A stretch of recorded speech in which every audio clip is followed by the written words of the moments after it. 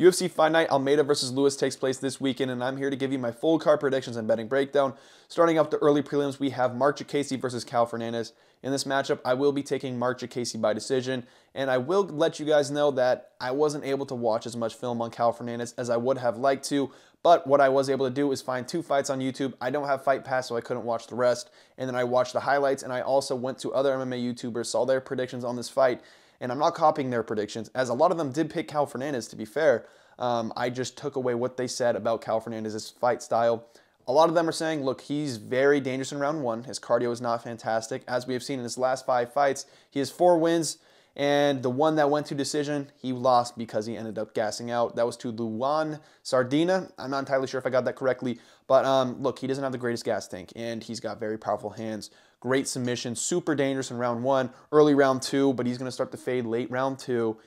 In round 3, he's just not trustable. Here's the thing. I think Marc Diakiese, he's just going to shoot a takedown early. That's what he's done against all of his last 4 opponents. And in the 2 fights that I've watched, and from what I've heard from other MMA YouTubers, they all say, hey, Cal's going to get him in round 1. He's going to get him in round 1. Look, Marc's going to shoot in. He's just going to do everything he can to get that takedown. He's going to lay and pray like the absolute incel cunt he is. Marc Diakiese is literally known to be that guy that will literally take you down, have 14 minutes of control time, maybe throw 3 strikes per round on a good day, right? And then get his hand raised and act like he knocked out Francis Ngannou in the first 30 seconds. Fuck Marc Diakiese. He's a pussy. But he's probably going to win this matchup for the reason of he's a vet. It's a really, really tough debut for Fernandes. And something that I would like to mention is he was able to survive the submissions from Joel Alvarez. He got Joel Alvarez down very early, and he survived all the submissions. He plays a very safe grappling game. He's not going to allow himself to be in the position to get submitted.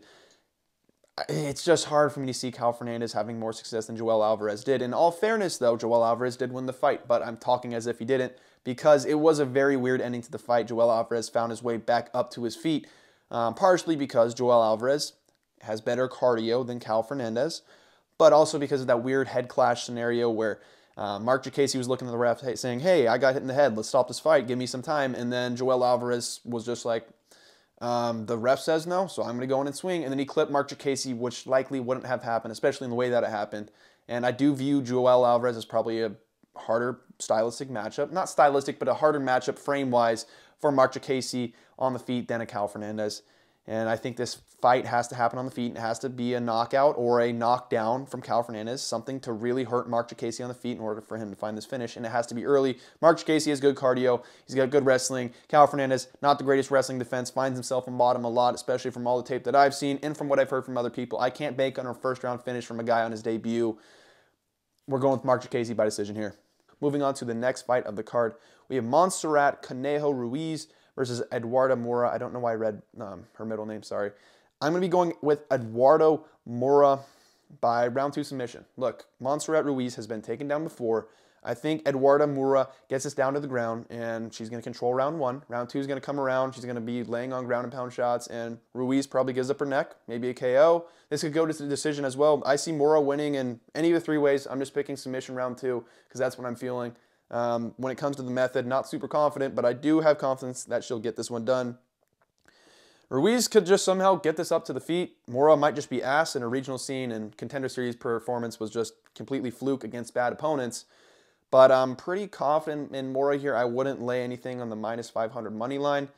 I think she gets it done by finish. Like I said, round 2 submission. Ruiz just isn't all that. She's coming off a loss to Jacqueline Amorim, and I'm not very high on that loss. Moving on up the card, we have Angela Hill versus Denise Gomes, and I'm picking Angela Hill by decision simply because she has shown that in stylistic matchups where there are strikers that try to pressure forward and find the finish on her, or just keep on pressuring her, she has succeeded, such as in the Amanda Lemos fight and the Lupita Godinez fight. In the Lupita Godinez fight, personally, I picked Godinez because I thought Godinez was going to take her down, and she is there to get taken down, but Gomes probably is not going to shoot takedowns on her. I think Gomes is going to try to come forward, make this a firefight, and get her out of there early, similar to what she did in her last fight, which was very impressive against Yasmin Yaragüe. Look, Angela Hill is probably just going to make this more technical than it needs to be, but it's going to be a brawling exchange similar to the Lupita Godinez fight. And she just absolutely cooked Godinez and made Godinez look silly. Super impressive performance. The Lemos performance, I thought she won. I thought that was a pretty bad robbery. And Lemos is a very gamed opponent, and I think a lot of people would pick Lemos over Denise Gomes if we're all being honest. Angela Hill is a person that I'm going to pick over a majority of fighters, especially the ones coming up. And Denise Gomes has a loss over Loma Lookboonmee. And to be fair, that's probably not going to factor too much into this because Angela Hill doesn't use too many offensive takedowns. She could. I don't really see that happening. I think Angela Hill is just going to play this very similar to the Lupita Godinez and Amanda Lemos performances in winning this by decision. But Denise Gomes could start her early. I could have a completely wrong read on this. I just think stylistically, Angela Hill striking in this type of matchup where an opponent pressures forward, tries to get her out of there early, she has succeeded time and time again, and this just feels like a matchup where Angela Hill, the underdog, is going to pull it off again. Moving on up the card to Vitor Petrino versus Modestas Bukauskas.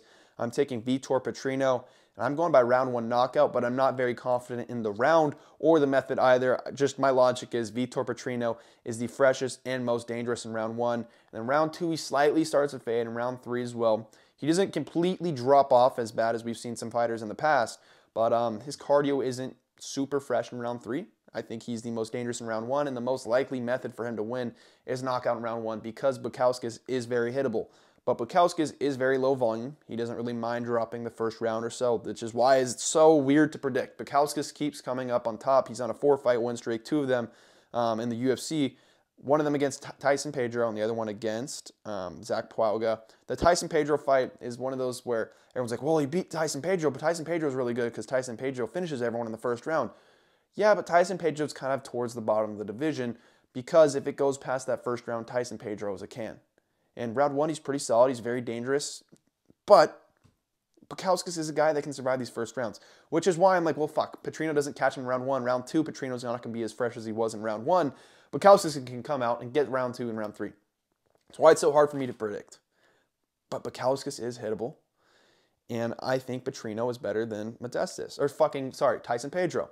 And then Modestas came out and beat Zach Pauga. I think Zach Pauga was one of the least skilled fighters in the UFC in quite some time. Zach Pauga was an absolute joke. And, fuck, man. This is a weird one to predict. We're going Petrino round 1 knockout.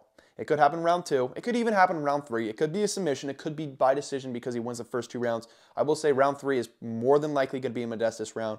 Round 2, I would still lean towards Petrino, but I could see fucking Modestas finding a lot of success. If he doesn't get clipped in round 1, that will give him a lot of confidence. He can take this by decision. I think Petrino inside the distance, decision, no action would make a lot of sense. But Modestas, maybe you could find the KO in round 3. Fuck, I don't know. This is a hard one to predict. Petrino makes mistakes, especially in grappling exchanges. I saw in the Anton Turk-Halish fight, look, he gets in dominant positions, and then Turk-Halish fought out of him, and Petrino would make a mistake, and then he ended up in a bad position, and it was the same thing over and over again. His fight IQ is not fantastic. He's hard to trust in. When it comes to this fight, or when it comes to this card, Bukauskas is a great value underdog that I'm not picking. And the next fight, which I will now move on to, Victor Hugo. I think Victor Hugo is one of the best underdogs on this card because he is dangerous. Daniel Marcos is decently hittable, and he's got great submissions as well. And in my opinion, this is a 50-50 matchup, but Hugo is taking it on short notice, and he was signed off the Contender Series like less than a month ago, so I don't think that his cardio will be on full display. And Daniel Marcos is a guy who has pretty solid cardio in his own right, and he has shown ability to survive pretty dangerous opponents in Davy Grant and Simon Oliveira. Simon Oliveira could be a very similar matchup to what we see here. And Simon Oliveira pressured. He's got pretty powerful hands. And then he did shoot in on some takedowns as well. Daniel Marcos was able to stuff these takedowns. I do think Hugo has better offensive wrestling than him, so this could be more of a threat. But Daniel Marcos has existent takedown defense. That's something to note. That's something positive as well. And then in the Davy Grant fight, Davy Grant is a very dangerous opponent who has only lost to very good fighters at bantamweight outside of Daniel Marcos, who I don't think is fantastic. Let me put that out there. That's why I really don't mind Victor Hugo in this matchup. Daniel Marcos is not the 15-0 guy that is the world beater, going to come up in the bantamweight division and make waves in the division. He's a guy that's probably going to lose and get knocked out or finish pretty brutally in his next 2 fights, right? But Daniel Marcos is not at the bottom of the bottom. I will say that much. So I think he will be able to take advantage of potentially a lacking in Victor Hugo's cardio. In rounds 2 and 3, I will trust him to do that. His striking, he keeps range very well, and he has dealt with pressure pretty well in the past. Moving on up the card, we have Elizeu Zaleski versus Rinat Fakhretdinov. I'm going to be going with Rinat Fakhretdinov by decision, but I think he is being overrated by a lot of fans. Look, his striking didn't look fantastic against Kevin Lee. Kevin Lee is a welterweight who's old. He's decaying, man. He's an old ball of flap. He's not really fat, you know what I mean, though, but he's just an older guy who we weren't really expecting to have this massive career resurgence. and I wasn't really trusting his chin at welterweight. Now, Rinat does have power, fair enough to him, but he doesn't really set up his strikes. And in that first 30 seconds, I looked at that, I saw, look, he can get clipped. There is a world where Kevin Lee comes in super aggressive and clips this guy. Now, Rinat clipped him, got him down on the ground. Obviously, he got dropped in. Rinat got the back and submitted him while he was rocked.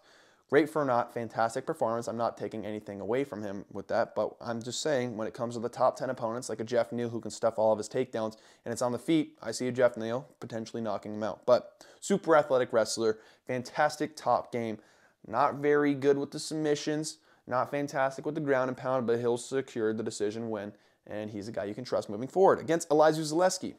Elizeu Zaleski will probably get taken down. I'm very confident in it. He's going to get taken down, but he's got good submission defense, and he's got pretty powerful hands. If for whatever reason he can't stuff the takedowns or get back up to his feet very consistently, he can find a lot of success here. I don't think he wins it, but he could win this on the feet in a striking match. He could probably win this by decision. I don't think he'll end up knocking out Rinat Fakhretdinov, but it's possible, man. And he could potentially even end up submitting him. So Elizeu Zaleski has passed to victory. Rinat, it's a decision or a finish on the ground. And to be fair, he could get the TKO victory. He could get the submission victory. I just don't really see it. I think Zaleski is going to make this 2 decision. And Fakhretdinov's a guy that everyone's going to be like, oh, he's so good, but it's just going to be the top control. And I'm telling you this right now, he looks very one-dimensional to me. I know he can get subs. I know he's in dominant positions, but I don't really trust him to go out there and get a sub the way that I would trust.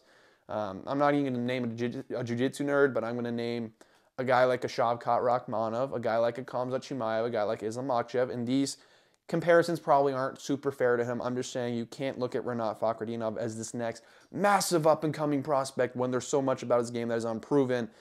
And although he did clip Kevin Lee on the feet and on paper, wow, he just clipped his opponent on the feet. He's good striking as well. I mean, I really would like to see him in a kickboxing match or a match where his takedowns are stuffed. I don't think Elizeu Zaleski stuffed these takedowns, and I think Rinat's just going to keep taking him down. It's going to be a lot of top control, and it's going to be very hard for him, Zaleski, to find success on the feet, because that's where I think he needs to get this fight to, unless he can latch up a submission. But Fakhretdinov has shown pretty good submission defense throughout his career thus far.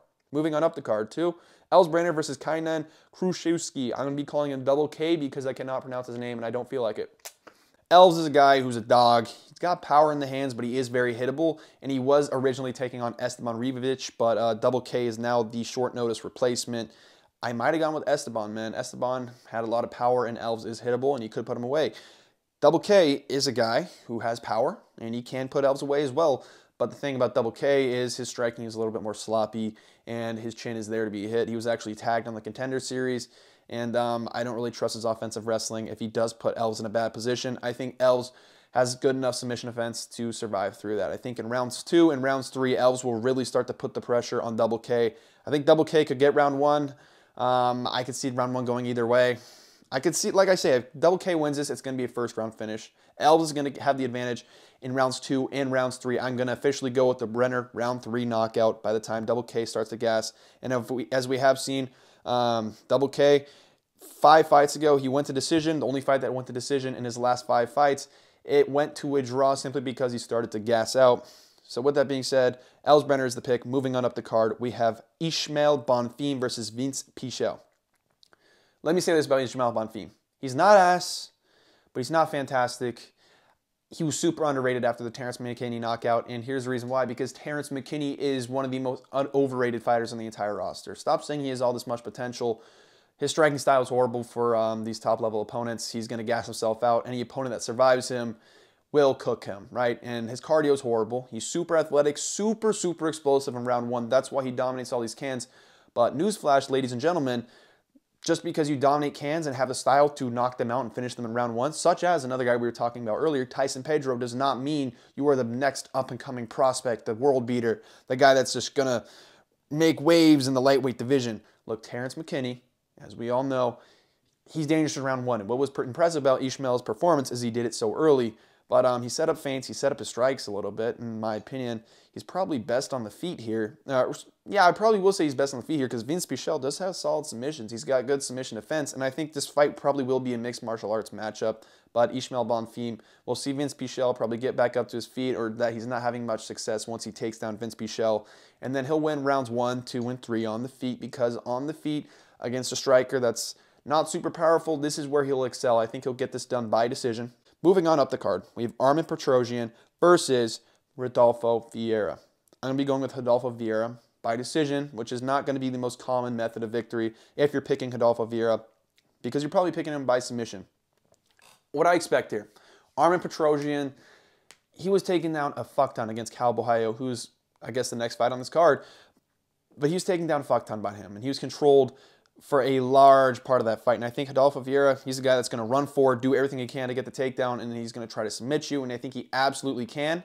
Essentially, I think Armen Petrosian has shown good submission defense, and he's going to do everything he can to survive with submissions, and he's going to give up control. He might get punched a little bit, but round 1 and 2, he's going to get dominated on the back. Rodolfo Vieira is going to find the takedowns.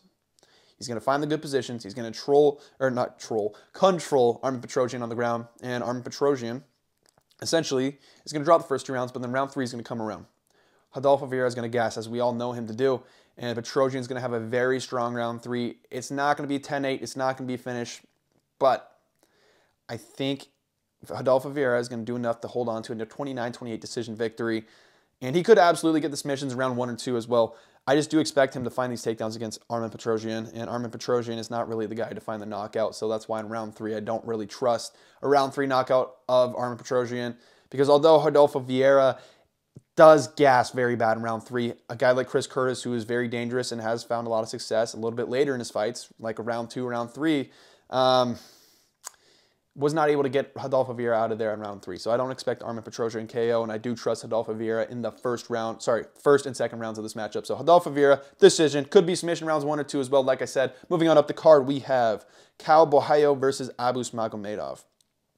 This one's interesting. Abus Magomedov, round 1, might be a fucking solid bet, because here's the thing, he is very dangerous, and he can absolutely 100,000,000,000% clip Kauê, because Kauê leaves his chin out to be hit, but I think Kauê is going to be smart enough to just shoot in on takedowns, make it kind of very weird, funky for Abus Magomedov, and I could see Abus Magomedov stuffing all these takedowns, as he has pretty solid takedown defense. I think Kauê is going to strike enough and eventually find a right takedown, get it down in round 1. But, dude, I'm telling you right now, Abus Magomedov striking isn't a joke, and everyone views this guy as a pussy for gassing out after round 1, and Sean Strickland was calling him a pussy, so that kind of, it traumatized my view on Abus Magomedov, and I don't really view him as a man anymore. But putting the Sean Strickland stuff aside, like Abus Magomedov, he is skilled. He's got good striking. He's very powerful, and he's a better striker than Kauê, and Kauê's chin is there to get hit, because the way he strikes, just kind of like, bro, get this to the ground. You know what I mean? Get this to the ground. You can find success, but we're way more confident on the ground. And then Abus Magomedov on the feet is not a good style for him to be taking on. I think Kyle will find the submission in round 1. No, oh, sorry. He'll find the takedown in round 1. Abus is going to be able to survive round 1. Round 2 is going to come around. Abus Magomedov is going to strike, find some success. He'll get taken down again, try to get back up to his feet, give up his back, and eventually lose by rear naked choke in round 2. So Kauê, round 2 submission, but round 1, Abus Magomedov by KO is a great fucking bet, considering Kauê striking is not something I am super high on. But Kauê, jiu-jitsu legit, wrestling somewhat legit as well, and he's got fantastic cardio. I think the main reason why Magomedov is going to get submitted in round 2 is simply due to the fact that we can't trust his cardio, as we saw in the Sean Strickland fight.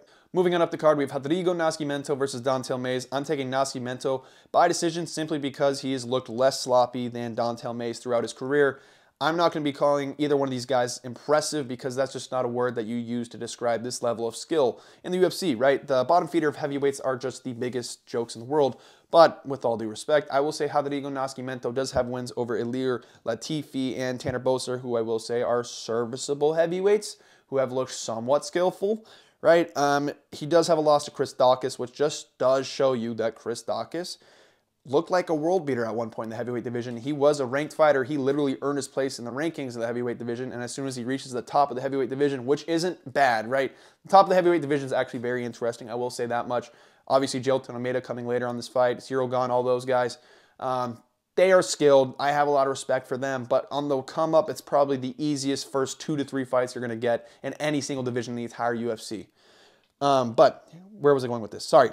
Chris Daukaus looked like a world beater for a second in the heavyweight division, just because of the way he was beating all the bottom feeder heavyweights, and then he gets to a ranked opponent. in Derek Lewis. And Derek Lewis really does not look good right now at all. And Derek Lewis cooked him. And then after that, I think he got knocked out 2 to 3 more times in a row. He goes down to light heavyweight. He gets cooked. Diakiese technically looks like shit, but he is a ranked heavyweight, man. There are heavyweights who have no skill that are ranked, bro. So what I'm trying to tell you is this is not a high-level fight. This should be much lower down on the card. It's a disrespectful to the card and to the fans that this is this high on the card.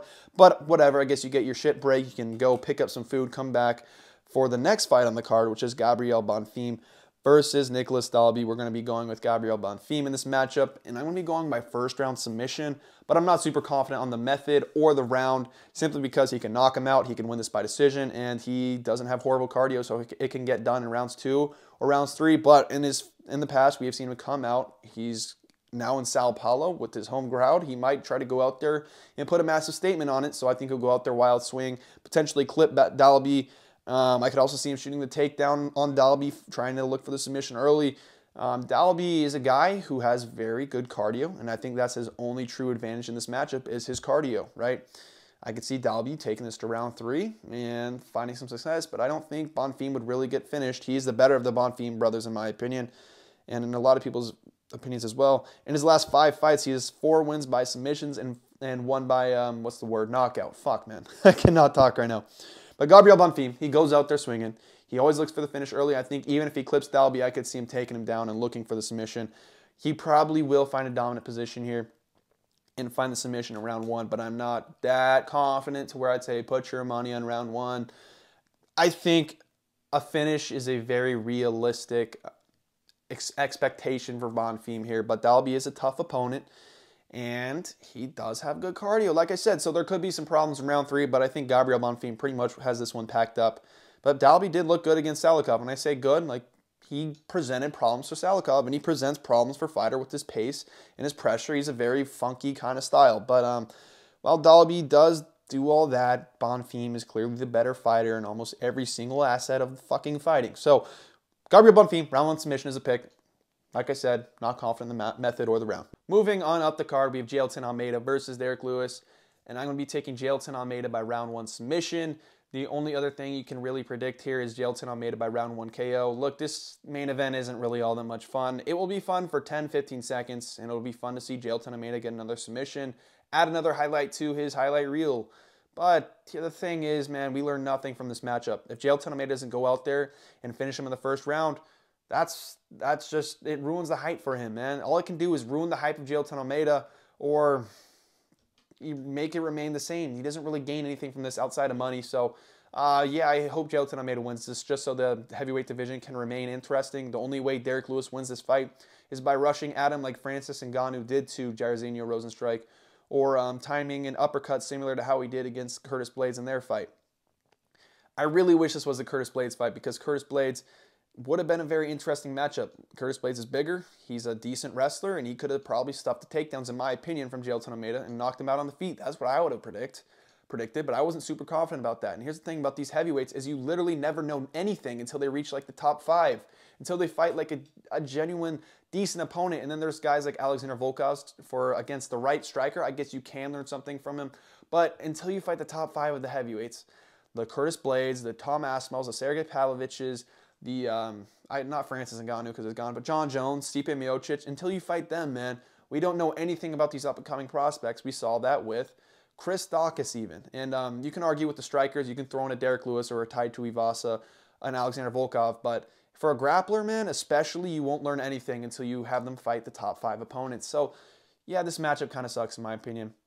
Jailton Almeida is going to finish him, and just be on the lookout after he does submit him in the first round. I will have a video up on my YouTube channel breaking down how he matches up with every single top of the heavyweight.